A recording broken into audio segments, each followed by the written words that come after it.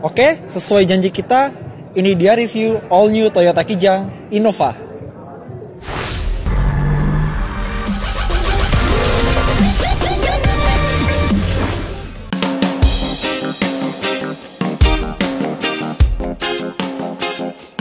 Akhirnya setelah banyak berita yang beredar, all new Kijang Innova resmi melakukan debut perdana di Indonesia. Dia sangat berbeda dari Kijang pendahulunya karena ini benar-benar all new. Pertama, dari segi desain, lo akan melihat kalau Toyota Innova sudah berubah total. Pertama, dia punya grill yang besar, tapi ini tidak semuanya chrome, melainkan di sini ada warna abu-abu sedikit dipadu dengan warna hitam, yang mungkin juga tidak selera bagi semua orang. Berikutnya, karena ini adalah tipe Q bensin, dia memiliki lampu LED dan juga proyektor lens, lengkap dengan LED DRL di bagian sini. Dan ada hiasan chrome di bagian atas dan bawahnya. Berikut juga ada hiasan chrome di bagian fog lamp di sini. Ini ada chrome ya. Dan kalau pembaca kita bilang bentuknya ini mirip headlamp Innova yang lama. Dan ini adalah varian Q yang bensin. Jadi dia tidak mendapatkan pelek 17 inci. Ini adalah pelek tipe Q bensin. Dia sama dengan varian di bawahnya. Jadi yang beda peleknya itu cuma di bagian Q diesel.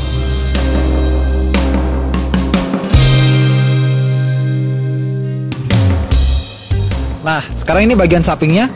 Dan kalau misalnya lo lihat, mungkin dari setengah bodi ini masih mirip dengan Kijang Innova yang lama. Dan mungkin banyak yang membicarakan tentang kaca ketiga di paling belakang. Itu banyak pembaca kita yang bilang mirip Datsun Go Pancha, mirip Suzuki R3, dan lain-lain. Tapi sengaja didesain gini biar terlihat berbeda dengan Innova yang lama.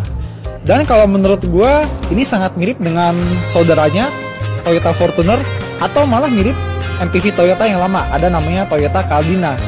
Dan karena ini tipe Q, kita sudah mendapatkan list chrome di bagian sini. Untuk di tipe V dia belum ada. Door handle-nya juga sudah chrome, tapi gue agak menyayangkan karena untuk sebuah mobil yang harganya sudah 400 juta, tembus 400 juta, dia tidak dilengkapi dengan pelindung yang lengkap di bagian kolong spakbornya, dan remnya juga masih tromol. Kita mengharapkan lebih lagi ya.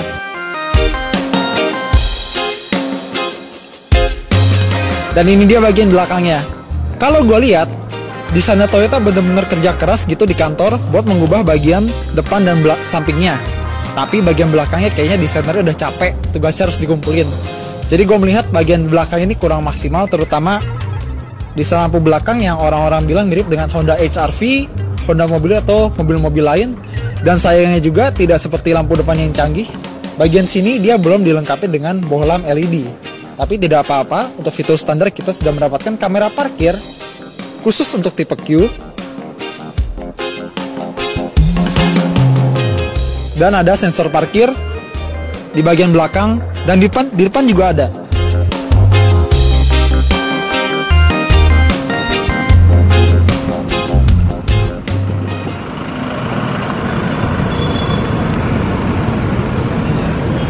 Jadi dari luar lu lihat Innova memang sudah berubah total.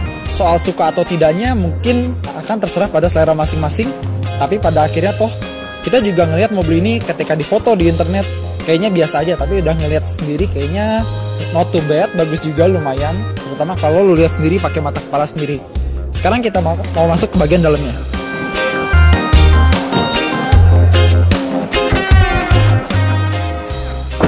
Sekarang kita ada di bagian dalamnya dari interior Innova Q diesel manual.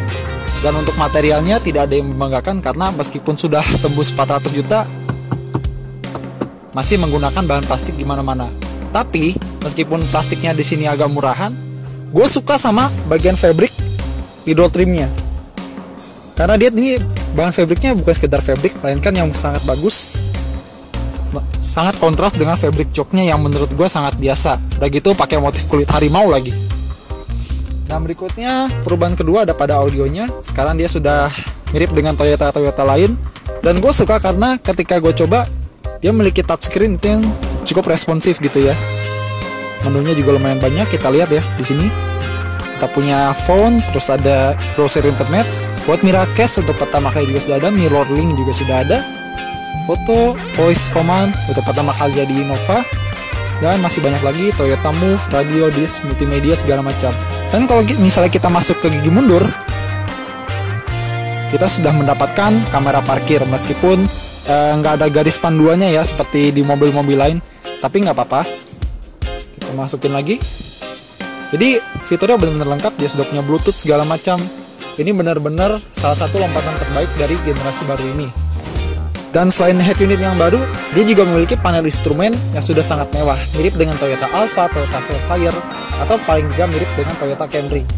Dia sudah punya MID juga, dan MID bisa diatur via tombol-tombol di setir ini. Pengaturannya benar-benar lengkap ya. Ya misalnya kita punya konsumsi BBM, dan report, setting, segala macam. Kita coba meter customization. Oh jadi ini bisa diatur-atur sendiri ya sesuai selera kita. Kita lihat ada apa lagi. Current, itu sisa jarak dengan bensin yang kita punya, kecepatan rata-rata, dan dia juga sudah punya eco indikator untuk memandu kita cara berkendara yang irit seperti apa. Dan pertama kali ya di Innova juga kita mendapatkan driving mode selector untuk pertama kalinya, dan stability control.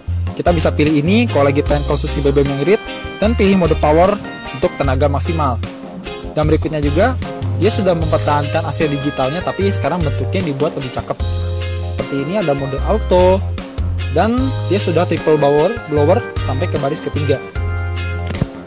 Dan untuk kepraktisan, Innova ini juga termasuk salah satu yang praktis, karena untuk di laci yang ini kita buka, dia memiliki kapasitas yang mungkin tidak seberapa, tapi dia sudah dilengkapi dengan pendingin. Jadi kalau misalnya punya minuman dingin bisa masukin ke sini. Dan untuk cup holder ada di sini, dan dia memiliki laci yang ukurannya lumayan. Oke, kita tutup lagi. Untuk penyimpanan di bagian tengahnya juga dia cukup luas ya, seperti ini. Jadi mau naruh barang-barang di sini juga praktis. Ada cup holder 1, dan tidak seperti bocoran yang diberitakan kalau Innova sudah punya transmisi manual 6 percepatan. Ternyata dia hanya punya 5 gigi. Nih 1, 2, 3, 5 dan mundur. Jadi transmisinya masih sama dengan yang lama. Dan untuk mobil yang sudah harganya mahal, dia tidak punya jok kulit bahkan di tipe tertinggi. Lihat aja nih, dia memiliki bahan fabric yang menurut gue sih biasa aja ya. Tapi untuk bagian depannya dia sangat nyaman didudukin karena dia sudah memiliki bantalan di sini yang lebih tebal. Tapi gue menemukan keanehan di door trim pintu bagian depan, karena meski bahan fabricnya bagus, desainnya aneh. Jadi lu tidak bisa memanfaatkan door trimnya sebagai armrest karena tangan lu pasti mentok, dan kalau misalnya pengen tempatin tangan itu harus begini. Ini gue bilang aneh. So jadi ini dia bagian belakang dari all new Toyota Kijang Innova. Dan karena ini tipe Q, dia sudah memiliki captain seat sebagai standar. Kalau misalnya tidak ingin captain seat, ada di varian paling bawahnya.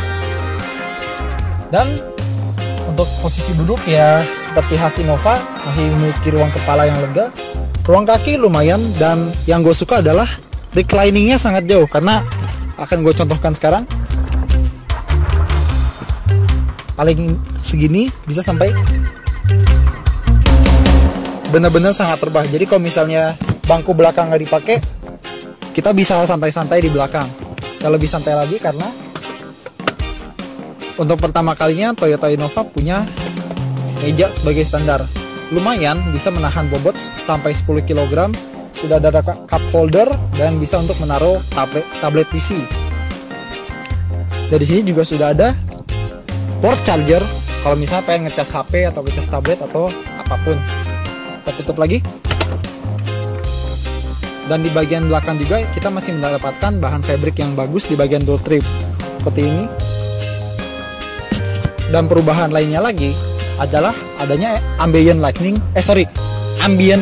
di bagian atas yang mirip dengan Toyota Alphard dan Velfire. Kita bisa atur dari sini kalau misalnya pengen diterangkan atau digelapin. Dan AC belakangnya juga sudah punya mode auto. Kita matiin aja AC-nya ya. Dan untuk kepraktisan di bagian belakang ini, dia sudah memiliki cup holder di bagian tengah. Bisa untuk menaruh sekitar 2 botol. Tapi dia sudah punya jok Isofix sebagai standar di bagian belakang.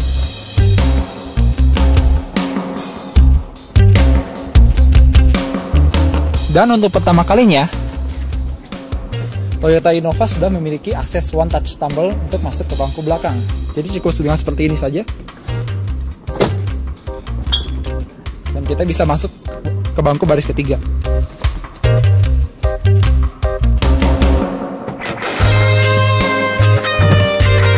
Dan ini adalah bangku baris ketiganya. Dan seperti lo lihat, memang untuk orang dewasa tidak begitu bagaimana-bagaimana. Legroomnya terbatas, headroomnya pun terbatas. Tapi di sini kita mendapatkan tempat penyimpanan yang lumayan dan headrest untuk penumpang bagian tengah. Sabuk pengamannya ini juga udah ada loh.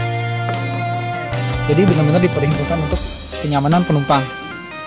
Sekarang kita mau cerita bagian bagasinya. Pertama kita buka dulu.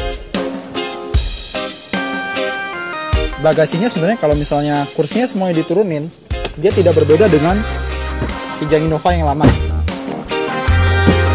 Dan seperti inilah rupa kursi belakangnya kalau misalnya kita pakai buat naruh penumpang. Dan kalau misalnya lu pengen melipat bangku belakangnya, ini masih memiliki mekanisme yang sama dengan Innova yang lama. Nah, itu dilipat ke samping. Tapi di Innova baru ini kita tinggal tarik di sini. Pelipatannya sangat enteng loh. Ini kursi lebih enteng daripada yang lama. Lihat nih, gampang kan? Kita kaitin di sini.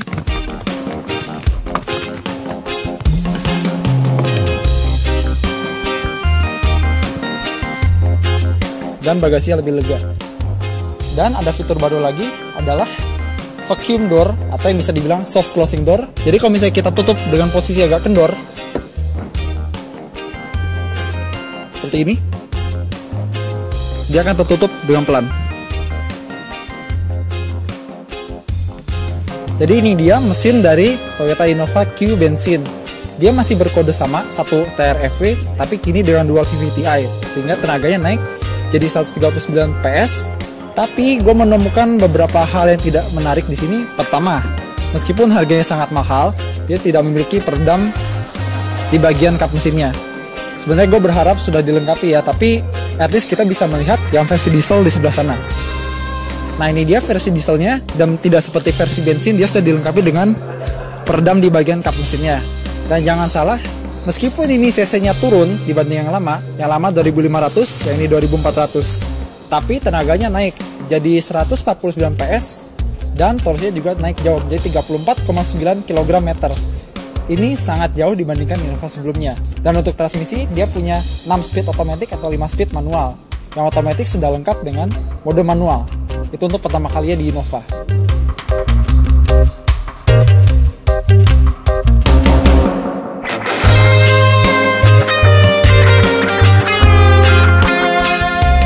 Jadi itulah review awal kami mengenai Toyota All New Kijang Innova. Dan kami akan mengusahakan supaya kita dapat mereview mobil ini lebih lengkap lagi daripada yang sekarang.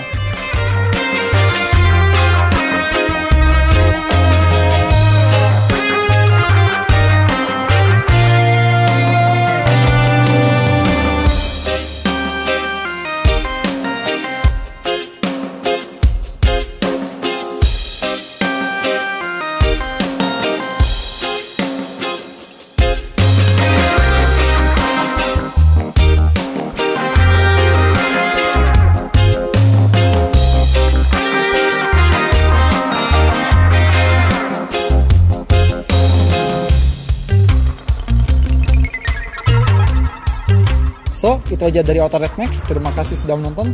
Jangan lupa like kalau kamu suka video ini, share di media sosial, dan sampaikan kritik dan saranmu di bawah ini supaya kami bisa lebih baik lagi ke depannya. Sampai jumpa di review berikutnya. Dah.